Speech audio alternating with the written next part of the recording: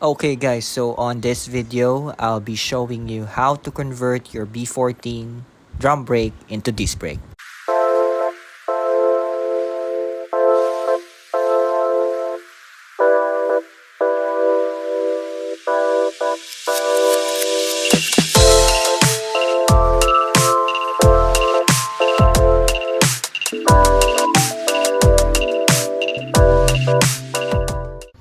Ayun o. So, kakape kami. Peace, good morning. Kotse mo? Ayun. Nakaw. So, may trip kami ngayon. Ito o. Woo! So, for today's video, ang agenda natin is I'll show you how to upgrade your B14 rear brakes into disc brakes. Ayos ba, Peace? From drum to disc brake. So yan, yung drum na yan, magiging ganito yan, boching. Yun! Ito, disc brake. From year 2000. Ayun, let's get it. Okay, ito yung ano niya, ito yung ABS, may ABS pa nga eh. Pero wala na tayong, hindi na natin magagamit yan. Pero ito yung pinaka-importante, side by side compare natin ito sa nakakabit sa chassis. Kasi baka mali ng tutok, mahirap na. So ito yung tatandaan natin. Tingnan natin doon.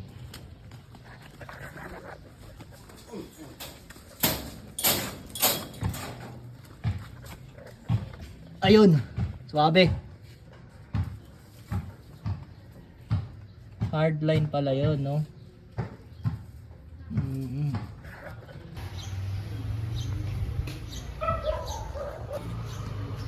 Yun, no? So, ayan, nakataas na. Maluwag na rin yung mga lug nuts niyan. Up, up and away.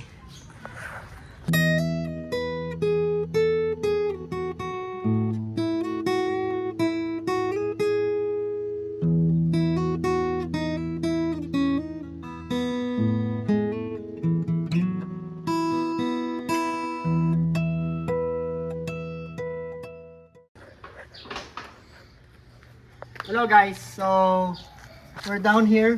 Dito ka. Okay, so dito yung makikita kung gaano ka-fresh yung auto na nabili nyo pag magpapalit na kayo ng gantong subframe. Unang-una, ito. As you can see, ito ay bugbog, no? Ayan, no? May tama. Isa. 1, 2, 3, 4, 5. Meron pa dito. Tatlo pa dito. Ayan. So, hindi to birong bakal ha, guys. Talagang, Diyos ko. Pag maumpog nga kayo dito, putok yung ulo nyo eh. So, may tinamaan to dati sigurong malakas-lakas. As in malakas. No? Tigas niyan. Oo, tigas niyan. Parang halos huminto ang auto dyan. So, kasi dati, ano to eh, rally car to eh. So, madalas siguro dyan bato. Bato, malalaking batong tumatama dyan. Bato lang naman ang kayang magpa-bend nito eh. So ayan, na-loose na namin yung dalawang trail arm bolts, yung mga nandun. So next one is ito. Ito yung tinatawag na lateral arm ng beam, which is the beam ng itong buong lower subframe nyo. Hindi siya katulad ng Honda or B13 na independent suspension. Ito ay isang beam. So, ayun, isang buo. Ayun, let's try to break this loose. Lefty loosey, tighty tighty. Here we go. Tot mo.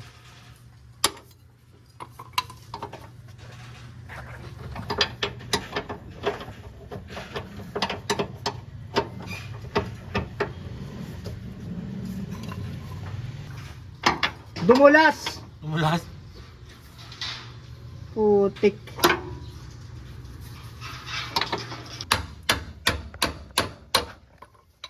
Mag-lifter kayo, kayang-kaya to. Go. Okay, so ito na. Nalagyan natin ng polyurethane, silicone, sealant. Para tumigas, ayan, medyo matigas na siya. Yan yung sa salamin. Pero mas maganda dyan kung itim na polyurethane, mas matigas yun. Yung spring. There you go. Dating ano yan. Dating kinoil sleeves.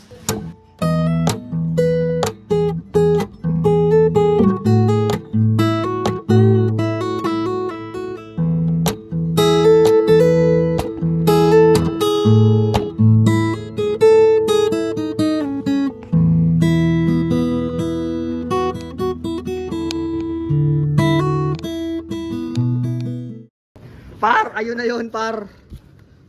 Woo!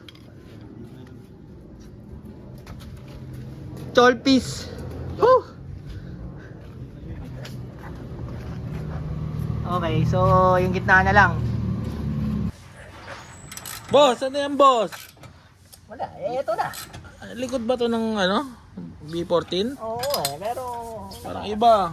Oo, iba na nga eh. Ano lang? Bigay. Bigay. Bigay. Bigay sa akin. They gave it to me. I don't believe you. Okay, and just that, meron na tayong disc brake swap B14 Series 3. Disc brake bossing oh. Saan ka nahirapan dyan boss? Magtututok eh. Saan mahirap itutok? Dun sa ano eh. Yan, sa trail arm. Dito oh. Trail arm dito oh. Ito. Hirap tutok yan. Kailangan may ano ka dun. Ayun oh. Ayun lahat. Tsaka you have a body. Ano pinagkaiba nito? Dito. Ito. Yun boss, no? Binabalik mo na yung fitting bracket. Itong disc brake. Ano ba yung preno mo? Disc brake? Boss, ano yan? B14? Oo, yung naka-disc brake. Yung likod. Yung iyo ba? Yung gago yun. Yabang ang puta. Series 3 lang pala yan, boss. Oo, boss. Pero naka-disc brake.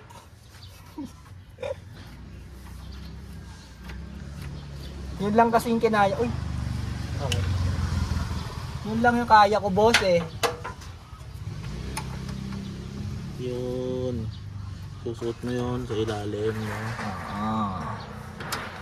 Ganyan yan dyan, no? Pero ito, make sure mo munang ito-thread mo yan. Kasi, pag di mo na-thread yan, at na-lost thread mo yan, Palit ka ng buo niyan. palit ka ng buo yan.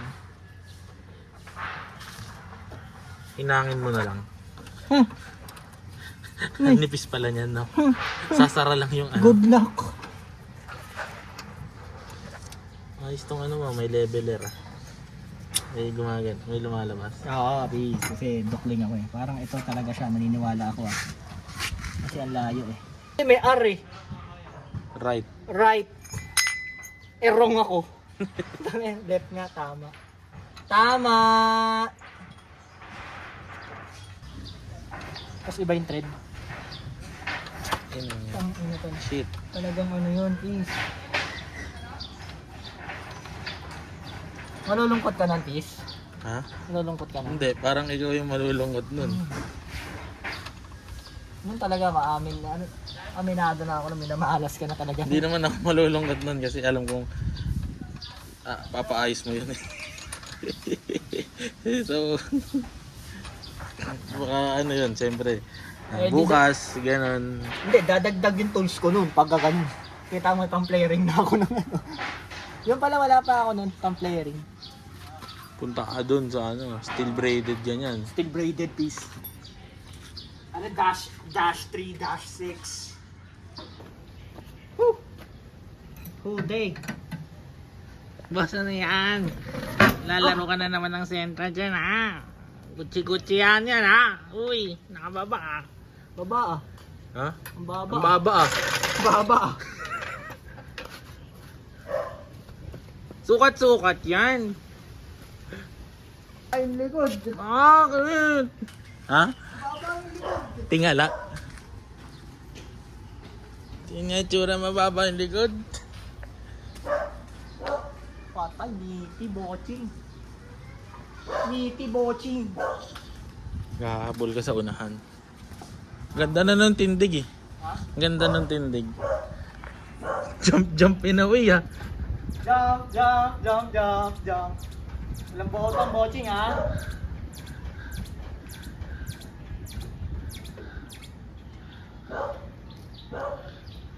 Walang botong boching. Komportable yan. Komportable na yan.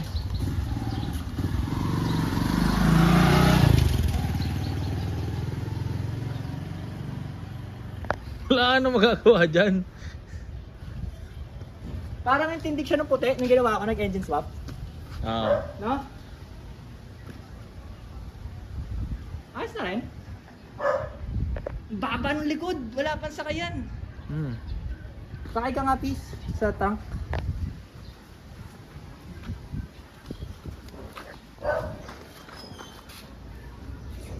Aray ko.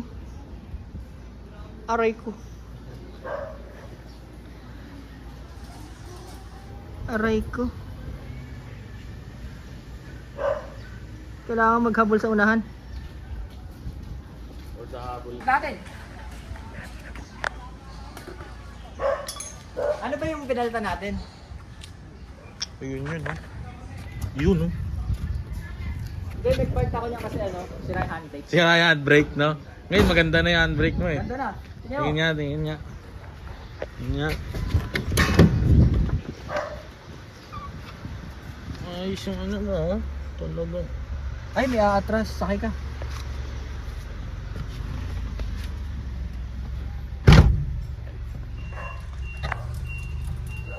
Handbrake no? Teka lang. Nakabudo mausbus eh. Ano? Truck yan. Punit yan. Pero tignan nyo yung headlight niya, napakabagsik. Yung isa ata yun. Hindi yan. Ay hindi yan. Oo. Isa niyan ano eh, talagang ano eh. Bulagan eh. Handbrake.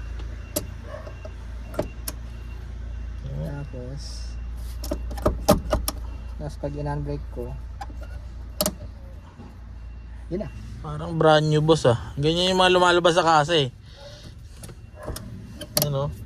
Yan lang. Ilang click? Tatlo. Dati gumaganon yun eh. Dito yan eh. Mga ganun pa to. Upgrade lang. Yun. Yung daliri mo, sentra ka na din. Teka. Dati kang susi. Nga natin.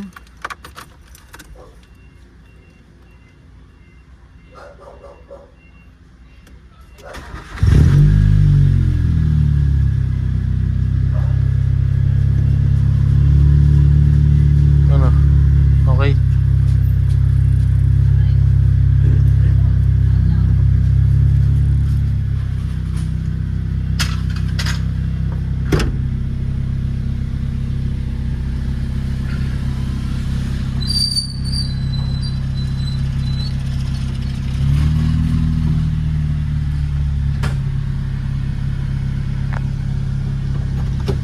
Nga natin kung hihinto.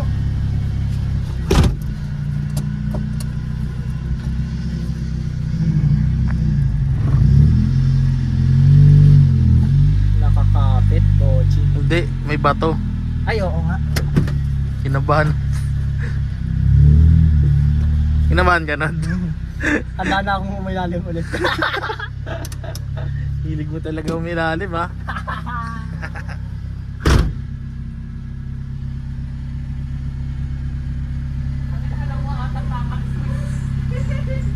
Pinakabalang kita eh.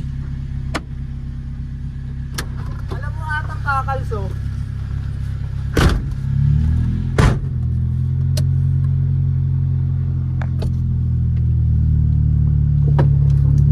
Woo!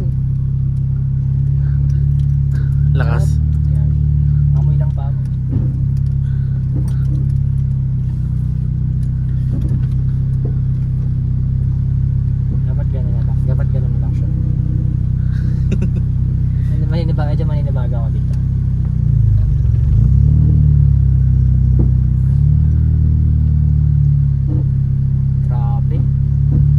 pag yung apa ko dati na normal, medyo kasi maano yan eh, ganito yun eh.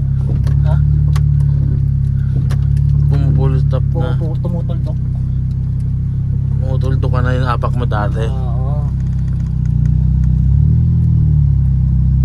Dapat yun. Yung mga bitin na, no? Tapos handbrake natin. Dati walang handbrake to, di ba? Ayun. Pag binatawan ko yung pedal niyan, ano yan? Andar. Sige, sige. Yun ang gumagalaw. Ay na, ano? Nagalaw. Mahina. Mahina pa. Aangat mo lang. Hindi, palusong yan eh. Pero pag mga patag, yan, kakapit yan. Ay di hatakan ka pa. Yun. Ay, meron pa din. Meron pa rin. Ay! Failed tayo doon. Hindi, ayun na yun. At least, hindi. Ngayon mo lang kakasalpak lang eh.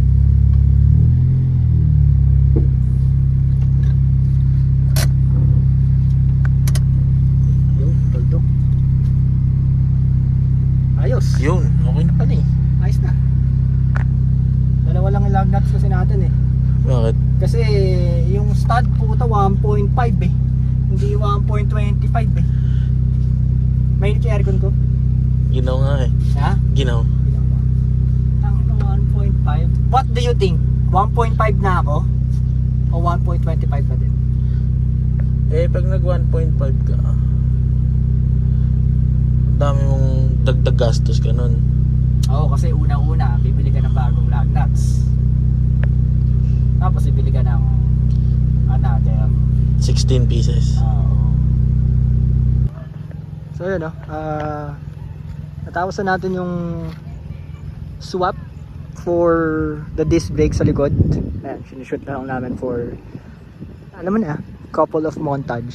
So ayan, that's how you swap from drum brake to disc brake.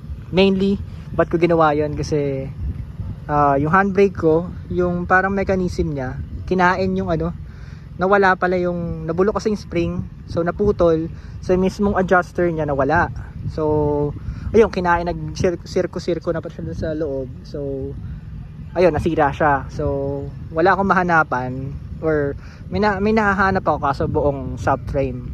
So, kung buong subframe, why not upgrade na ako sa ganitong disc brake. So, ayan, meron naman. So, there.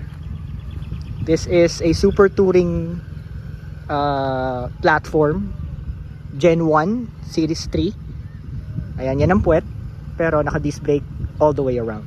So yun, again, this is DC Works. Always maintain your car, always love your car.